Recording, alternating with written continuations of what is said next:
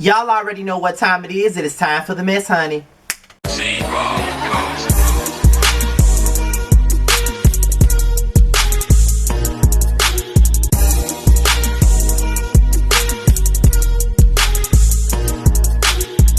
What's the business, y'all? This be your boy Scotty by Nature TV, and we're here for another episode of Yes for the Mess, and we're here for some Married to Medicine news, okay? You guys already know I reviewed Married to Medicine for maybe 2 weeks this season, and I eventually gave up because the shit is boring as hell to me, of course. But I have some Married to Medicine news here coming from the JasmineBrand.com. It's from Toya Harris, and she's saying that she sold her dream home, which she constantly keeps doing. She keeps getting to tax issues, and she keeps selling every dream home that her ass buys or gets built. It's nothing new. So what I'm going to do is I'm going to read this article. She discusses talking about selling her dream home. She addresses Quad's criticism, and she talks about her relationship with Mariah, who is a former cast member and executive producer of Married to Medicine. So you guys already know the drill. I'll read the article, give my opinion, and I'll allow you guys to give your opinion down below in the comment section so we can talk about it. So let's get into the article. From rumors that her dream home is for sale to addressing speculation that she had to beg, borrow, and steal to get it, Married to Medicine star Toya Harris isn't holding back. In an exclusive interview with the Jasmine brand, she also spoke on taking her sons out of private school and putting them into a more diverse one, and how she and her husband, Dr. Eugene Harris, are doing after they hit a rough patch during COVID-19. This season, fans saw Toya Harris enjoy her new neighborhood as she and her husband, Eugene Harris, lived in the dream home that they built last season. With the new location came a new school for their sons and changes that the couple wasn't a fan of. Ultimately, Toya Harris transferred their sons to a different school for a better experience as black children. She explained the decision to us and said, "I had to learn the hard way. I actually thought they were in a good place. But you know, some things that I started hearing them say and just watching. I'm a very intuitive parent. I'm actually really involved in the school, and me and my husband started to volunteer, and we started seeing that they weren't calling us back, and you know, like on Grandparents' Day, or you know, just to participate in some of the school activities. We were like, why not us? What's wrong with us?" She continued and said before switching schools, she saw a change in her children that she didn't like. My cousin even using the word on the episode gang. I had a gang, and I was like, what? My son doesn't use words like that. We noticed a difference in our sons, the way they played even. It wasn't my boys. And now that they're back to normal, my boys went from being kids that love Legos, you know, the nice fun activities. I didn't want them to grow up too fast. Now they're back to normal, wholesome kids that enjoy going outside, playing with their skateboard, riding their bikes, being in the pool with mommy. We crack jokes, and it's fun time. I want to see them maintain being young, youthful kids, 9 and 11, for as long as they can. She said that she noticed the changes when her sons were learning from home in quarantine. When me and Eugene were starting to work on doing the work with them, we were like, this is your schoolwork? What is this? Then we were sending the work back. We weren't getting any graded work. We were like, okay, this isn't right. Then we started reaching out to a lot of our friends at their old school, and they were saying, no, Toya, our kids are in school from 8 to 3. We were like, what? Where our kids are in school from 8 to 11. Some of that, even the education, we were like, okay, this isn't right. We're still paying full tuition. So a lot of things just wasn't adding up. Not just the diversity aspect, but also the education portion of it. We were just like, we're over it. And I went to work on making sure they were in a better environment that suited us financially, but also for them to have better surroundings as far as friends. She added that considering the diverse school in Buckhead that they came from, she was upset to see that at their new school, her sons were the only black boys in their grade, with the exceptions of one other boy. Get out of here, I was like. Are you crazy? Not even another black teacher. That doesn't make any sense that you don't even hire a black teacher. I couldn't explain to my kids because they didn't come from that type of environment. They couldn't explain it. That was the difference. You can have black students if you hire black teachers, but then the children will go to the school, but that wasn't there. Viewers also saw Toya and Eugene navigate through COVID-19 together as he worked long hours in a local hospital. Now it's a little better, but back then he was at a place where he was a direct director for 2 hospitals. He was running both hospitals. And when I tell you his phone, text messages, everything was off the hook, they were calling him because they didn't know everything. They didn't know how to protect themselves in the hospital. They didn't know how they were going to deal with what was going on as it relates to COVID. How they were going to maintain the people that were coming in sick with COVID. They didn't know anything. She added, if they weren't at work, they were still talking about what they were going to do when they get to work. He was tired. We couldn't even sit down and watch a movie without him being on his iPad. I was sitting there trying to be the happy wife, trying to be the supportive wife, but I was lonely, and I was at a place where I was like, okay, I've been with the kids for 12 hours. I just want some adult time. And they laugh at me because I'm sitting here using kid lingo on TV, but I'm like, I've been talking to kids all day for 12 hours. She went on to say, it wasn't to say that I wasn't sympathetic. It was just that I was like, you miss your husband. Me and my husband were very tight. We have a really tight bond. He's like my best friend. So I was like, where's my best friend? Where's my husband? And I could talk to about anything. Have a cocktail and kick back and get in the pool with. I wanted that life back. I wanted my fun times back with my husband because we didn't have it anymore with anyone else.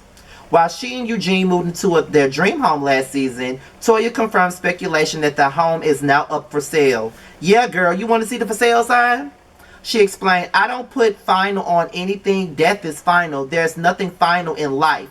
What happens if I become a billionaire, then what? My dream house is going to look a lot different. It's not to say that I wouldn't rebuild this house better, but I believe the square footage on this house is our square footage. This is a great square footage for us and our family, but I could I do better? Absolutely. Could I do it with a better builder? Absolutely. Could I do it in a better neighborhood? Absolutely. And I feel like right now this neighborhood is popping. There are houses moving like hotcakes. And if I can move this house, then yeah, I'm all for it. But if I can't, it's a beautiful home and I'm all for it. She confirmed that she would absolutely stay in the home if she doesn't sell. She also spoke on the speculation that there's another reason, such as financial issues, that they are selling the home.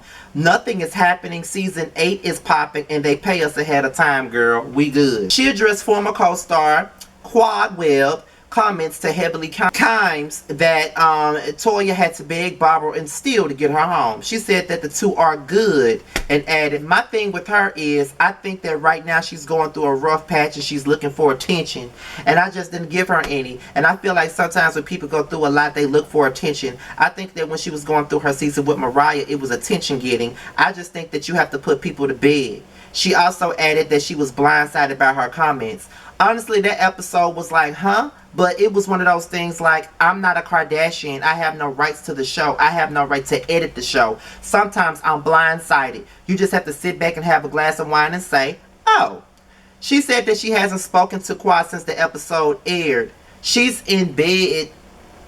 She's in bed to me. She doesn't pay any bills over here. She has no relevance to anything that's going on. When it's gossip, it is what it is. Now, if there's some truth to it, then it's like, okay, girl, let's see. If there's some truth to it, then you're gonna see in a month, about 2 months, about 3 months. Stay tuned, girl. Then I want you all to do an interview with her and be like, girl, whatever happened to that lie you were talking? And don't forget to ask her. I want you to be like, girl, you be telling a lot of lies, and I want you to say just that. As for her former co-star and Married to Medicine creator, Mariah, who filed a discrimination lawsuit against Bravo, Toya said they haven't spoken since the taping of season 7 reunion. When we were in New York, and I remember I was trying to get her to go shopping, that was the last time I spoke with her, and it's kind of like she just kind of disappeared. I see her on her Instagram and stuff like that. She seems to be doing well, but outside of that, no. She shared her thoughts on Mariah Huq's claim that the network didn't allow her to show her Indian heritage, but this year a new cast member shows her Indian background quite frequently. I can't really comment on Mariah's storyline. I don't know what they filmed at Mariah's house, but I will say this. I know that there are a lot of things that they film at my house, and I would love to see it on television too, but I know that there's 8 of us, and sometimes 7 of us, sometimes there's 6 of us, sometimes there's 8.5 of us. They cannot show everything. I may say that my storyline is the best storyline. I may think it's the best compared to one of my castmates. It just may not be. I don't know what transpired between Mariah as it relates to the religion part of the show. I remember filming my son's christening, but they didn't show it. We film a ton. There's a lot of things that I could be upset about, a ton. Trust and believe, a ton. There are some things that I get upset about, like my book. She said they don't show the ins and outs of her working on her book or the multiple storylines that she shared with the cameras. What are your thoughts on what Toya Bush Harris had to say? And as for my thoughts on it, I just think that Toya need to stop going from house to house, taking her kids out of school to school, doing this, doing that. I just think it's ridiculous. She's been doing this since the show started airing. Every 10 minutes she's going to this house, she going to that house, she building that house. This her dream home, that's her dream home. Every damn house she gets a goddamn dream home. And trust me, I'm not one to fucking talk because I'm at home, but I'm in a big ass house. It's just like it's two houses in one. I don't have to see a damn soul. I got my own door, my own living room area. I got my own room. I got my own bathroom. I got my own everything. And I pay my bills. So it's just like I'm not even in the same house with nobody else. It's a big ass house. That's the people that's been here. So at the same point in time, it's like, girl, why do you keep on making all these $1,000,000 mistakes? You was just in tax issues at one point in time and y'all got past that. So you moving from one house to the next every other year is not a good look. You need to find a house and stay there. That's my opinion on that. Then her opinion on Quad, I don't know what the fuck Quad is speaking on Toya for and on her house. Do Quad even got a house? Last time I checked, she had an apartment or something like that. She need to focus on getting her another husband, somebody else that she can come up off of. That's all I can say about that. And as far as the Mariah thing, of course, Toya ain't got shit to say about Mariah's storyline because she wants to keep her job, so she's not going to speak against the network. But it is ironic that I hear, because I haven't been watching the show since the second episode, that this new girl that I thought that was boring as hell is showing all of her Indian heritage, the same thing that Mariah wanted to show on the show when she was on there. So I think it's very ironic that they're doing that now, and I think it's kind of fucked up. As much as I don't like Mariah, I think that it is kind of messed up that they're doing that now after she's gone. So what do you guys got to say about this interview that Toya Bush Harris from Married to Medicine did with the Jasmine brand? Let's talk about it below. Be sure to like, rate, comment, subscribe, and share this video. Do whatever you see fit. If you want to follow me on Instagram, be sure to follow me at Scotty_by_nature, and my Twitter is ScottyByNature1. Okay. With that being said, be on the lookout for the next couple of weeks on a couple of things. You will see the Boys Night Out featuring myself, Terrence, Josiah, and Jamar. The prelude with myself and Jamar. I have a couple of panels coming up. Of course, the Whether You Like It or Not panel. We have like 2 more weeks left before we finish this extension of the panel. And not only that, I'm planning to do a mental health panel in May, which features myself, Kempire TV, Erica Dinero, the Brooke Ashley, who else? Ya Cartiz, Yarrell, Nikki Star TV. It's a couple of people that I did my colorism panel with. So I'm going to do it, my mental health panel with them, okay? With that being said, you guys, I am outie. Be sure to do whatever I ask you to do at first, because I'm going to find myself repeating it again, and I'm out of here. Until my next video, I'll talk to you later. Peace out.